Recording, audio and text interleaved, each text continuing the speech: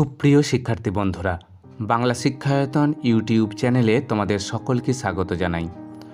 আজ আমি আলোচনা করব তোমাদের ষষ্ঠ শ্রেণীর থার্ড ইউনিট টেস্ট অর্থাৎ ফাইনাল পরীক্ষার প্রস্তুতির জন্য ইতিহাস বিষয়ের এক সেট নমুনা প্রশ্নোত্তর নিয়ে। কাজেই ভিডিওটি তোমরা প্রথম থেকে শেষ পর্যন্ত খুব মনোযোগ সহকারে দেখো। আশা করি অনেক উপকৃত হবে। তাহলে চলো আর কথা না বাড়িয়ে আলোচনা শুরু করা যাক। তৃতীয় পর্যায়ক্রমিক মূল্যায়ন 2024, ষষ্ঠ শ্রেণী ইতিহাস, পূর্ণমান 70, সময় 2 ঘন্টা 30 মিনিট। নমুনা প্রশ্নোত্তর। একের দাগের প্রশ্ন, এক কথায় উত্তর দাও, যে কোনো 10টি।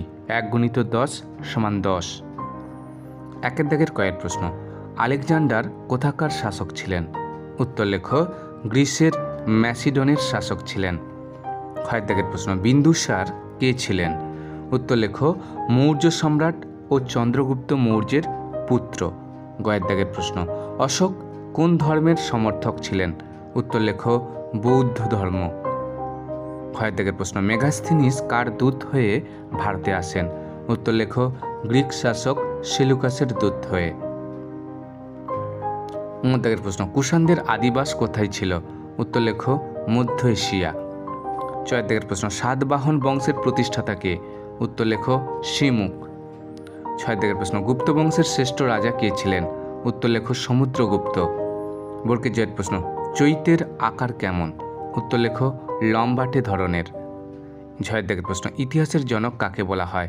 উত্তর লেখো, হেরোডোটাসকে। ইঁর দাগের প্রশ্ন, কোন দেশের লিপির নাম হায়ারোগ্লিফিক? উত্তর লেখো, মিশরের। টয়ের দাগের প্রশ্ন, মেসোপটেমিয়া কথার অর্থ কী? উত্তর লেখো, 2 নদীর মধ্যবর্তী দেশ। 2 দাগের প্রশ্ন, শূন্যস্থান পূরণ করো, যে কোনো 11টি। 1 গুণিত 11 সমান 11। 2 দাগের কয়ের প্রশ্ন, ইন্ডিকা গ্রন্থের রচয়িতা মেগাস্থিনিস। বৌদ্ধ ধর্মের প্রভাবে অশোক হিংসা বর্জন করেন। গয়ের দাগের প্রশ্ন, প্রাচীন চীন দেশের সম্রাটরা নিজেদেরকে দেবতার সন্তান মনে করেন। ক্ষয়ের দাগের প্রশ্ন, বারাণসী বিখ্যাত ছিল বস্ত্র শিল্পের জন্য। দাগের প্রশ্ন, কুষাণ আমলের বিখ্যাত শহর হলো মথুরা। ছয়ের দাগের প্রশ্ন, প্রাচীন ভারতের একটি বন্দর হলো কাবেরীপট্টিনম। 6 দাগের প্রশ্ন, সংস্কৃত ভাষায় লেখা পঞ্চতন্ত্রের একটি নীতি গল্পের সংকলন। বর্গের জয়ের প্রশ্ন, রত্নাবলী নাটকের লেখক হলেন হর্ষবর্ধন। 6 দাগের প্রশ্ন, হুনদের একজন নেতা হলেন তোরমান। ইঁর দাগের প্রশ্ন, বিখ্যাত দশাবতার মন্দির দেওঘরে দেখতে পাওয়া যায়। টয়ের প্রশ্ন, জীবক ছিলেন বিম্বিসারের রাজবৈদ্য। 6 দাগের প্রশ্ন, পেপার শব্দটি এসেছে প্যাপিরাস থেকে। এবার দেখো 3 দাগের প্রশ্ন, ক স্তম্ভের সঙ্গে খ স্তম্ভ মিল দেখাও। উত্তর লেখো, মহাবলীপুরম রথের মতো মন্দির, গান্ধার শিল্পরীতি কুষাণ যুগ, গণিতবিদ নাগার্জুন, মণিমেগলাই তামিল মহাকাব্য, অজন্তা গুহাচিত্র। 4 দাগের প্রশ্ন, যে কোনো 6টি প্রশ্নের উত্তর দাও। 2 গুণিত 6 সমান 12। কয়ের দাগের প্রশ্ন, গঙ্গারিদাই কি? উত্তর লেখো, গ্রিক ও রোমান সাহিত্যে মগধের পূর্ব দিকে অবস্থিত এক শক্তিশালী রাজ্যের উল্লেখ পাওয়া যায়। এই রাজ্যের নাম ছিল গঙ্গারিদাই বা গঙ্গরিদ। ক্ষয়ের দাগের প্রশ্ন, হাতিগুম্ফা লিপির গুরুত্ব কী?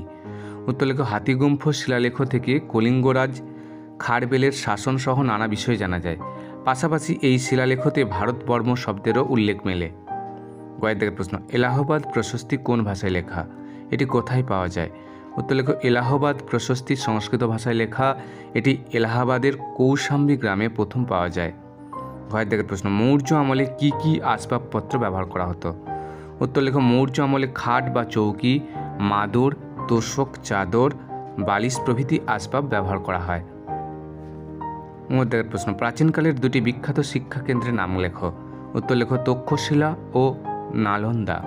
6 দাগের প্রশ্ন, আর্যভট্ট স্মরণীয় কেন? উত্তর লেখো, গুপ্ত যুগের জ্যোতির্বিজ্ঞানী আর্যভট্ট স্মরণীয় কারণ 1, তিনি তাঁর আর্যভট্টীয় বইতে সংখ্যা হিসেবে শূন্যের ব্যবহার করেন, যা থেকে দশমিকের ব্যবহার শুরু হয়। 2, তিনি বলেন পৃথিবী গোলাকার ও নিজ অক্ষের উপর পৃথিবী ঘুরছে। 3, তিনি বলেন পৃথিবীর ছায়া চাঁদের ওপর পড়ার ফলে চন্দ্রগ্রহণ হয়। ছয় দাগের প্রশ্ন সুদর্শন হ্রদ কি? উত্তর লেখো প্রাচীন ভারতীয় উপমহাদেশে রাজকীয় উদ্যোগে জলসেচ ব্যবস্থার একটি প্রধান উদাহরণ হল সুদর্শন হ্রদ।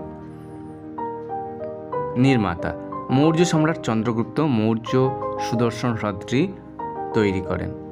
অবস্থান প্রাচীন ভারতীয় উপমহাদেশে কাথিয়াওয়াড় অঞ্চলে সুদর্শন হ্রদটি অবস্থিত ছিল। পুনর্গঠন ও সংস্কার অশোকের শাসনকালে এই সেচ প্রকল্পটির সঙ্গে কয়েকটি সেচ খাল যোগ করা হয়েছিল। শক শাসক রুদ্রদামন সুদর্শন হ্রদটির সংস্কার করেন 150 খ্রিস্টাব্দে। এবার দেখো 5 দাগের প্রশ্ন, যে কোনো 4টি প্রশ্নের উত্তর দাও। 3 × 4 = 12। 5 দাগের কয়েক প্রশ্ন, অশোক স্তম্ভের সংক্ষিপ্ত বর্ণনা দাও। অশোক স্তম্ভের কয়েকটি বিশেষ বৈশিষ্ট্য হল স্তম্ভটির মাথায় পিঠোপিঠি 4টি সিংহের মূর্তি আছে। 2 স্তম্ভটি উল্টানো পদ্মের মতো দেখতে একটি বেদির ওপর রয়েছে। তার উপরে থাকা অশোক চক্রটির বাঁদিকে ষাঁড় ও ডান দিকে ঘোড়ার মূর্তি রয়েছে। অশোক স্তম্ভটি 1950 সালের 26শে জানুয়ারি জাতীয় প্রতীক হিসেবে গ্রহণ করা হয়েছে। বর্তমানে ভারতবর্ষে ব্যবহৃত টাকা পয়সায় এটি ছাপা থাকে। 6 দাগের প্রশ্ন, অর্থশাস্ত্রের সংক্ষিপ্ত পরিচয় দাও।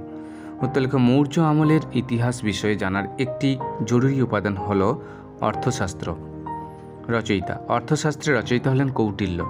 রচনাকাল খ্রিস্টপূর্ব 3য় শতক নাগাদ অর্থশাস্ত্রের কিছু অংশ লেখা হয়েছিল, তবে খ্রিস্টীয় 1ম বা 2য় শতক নাগাদ এই গ্রন্থ লেখার কাজ সম্পূর্ণ হয়। বিষয়বস্তু অর্থশাস্ত্রে রয়েছে রাজকাজের সমস্ত বিষয়ের আলোচনা। শাসকের কি করা উচিত সেই কথা বলা হয়েছে এই বইটিতে। 6 দাগের প্রশ্ন, দাক্ষিণাত্যে বাকাটক শাসন কিভাবে শুরু হয়? উত্তর লেখো দাক্ষিণাত্যে সাতবাহন শাসক লুপ্ত হলে বাকাটক শক্তির উত্থান ঘটে। খ্রিস্টীয় 4র্থ ও 5ম শতকের বাকাটক শাসন বজায় ছিল। মূলত দাক্ষিণাত্য ও মধ্য ভারতের বড় এলাকা জুড়ে বাকাটকরা শাসন চালাতেন। বাকাটক রাজা 2য় রুদ্রসেনের কৃতিত্বে দাক্ষিণাত্যে বাকাটক শাসনের সূচনা ও প্রসার ঘটেছিল। 6 দাগের প্রশ্ন, ভারত উপমহাদেশ সম্পর্কে সুয়ানজাং কি লিখেছেন? উত্তর লেখো সপ্তদশ শতকের প্রথম ভাগে চীনা বৌদ্ধ ভিক্ষু সুয়ানজাং ভারতীয় উপমহাদেশের আসেন। এদেশে থাকার অভিজ্ঞতার ভিত্তিতে তিনি সিইউকি নামে একটি গ্রন্থ রচনা করেন। এই গ্রন্থে তাঁর লেখা থেকে হর্ষবর্ধনের প্রসঙ্গে অনেক কথা জানা যায়। পাশাপাশি এখানকার বৌদ্ধ বিহার ও বৌদ্ধ ধর্মের কোথাও জানতে পারা যায়। তিনি প্রয়াগে হর্ষের মহাদান ক্ষেত্র নিয়েও এই বইতে আলোচনা করেছেন। তিনি বলেছেন যে প্রয়াগের দানক্ষেত্রে বুদ্ধদেবের পুজো করে এই উৎসব শেষ হতো। হর্ষবর্ধন প্রতি 5 বছরে এই উৎসব করতেন। 9 দাগের প্রশ্ন, মৌর্য আমলের মানুষ কী ধরনের পোশাক ব্যবহার করত? উত্তর লেখো মৌর্য আমলে সাধারণ পুরুষেরা অনেকটা আজকের ধুতি চাদরের মতো পোশাক পরতেন। ধনী ও রাজপরিবারের পুরুষেরা দামি পোশাক পরতেন। পুরুষেরা অনেকেই মাথায় পাগড়ি পরতেন। 6 দাগের প্রশ্ন, যে কোনো 4টি প্রশ্নের উত্তর দাও। 5 × 4 = 20। 6 দাগের কয়েক প্রশ্ন, আলেকজান্ডারের ভারত অভিযান আলোচনা করো। 6 দাগের প্রশ্ন, সাম্রাজ্য পরিচালনায় অশোক ধর্মকে কিভাবে কাজে লাগিয়েছিলেন? 6 দাগের প্রশ্ন, প্রাচীন ভারতীয় উপমহাদেশের শিক্ষা চর্চা আলোচনা করো। 6 দাগের প্রশ্ন, বিহার ও স্তূপের মধ্যে পার্থক্য লেখো। 9 দাগের প্রশ্ন, জীবককে তাঁর সম্পর্কে আলোচনা করো। 6 দাগের প্রশ্ন, মিশরকে নীল নদের দান বলা হয় কেন? এই ছিল আমাদের আজকের আলোচনা।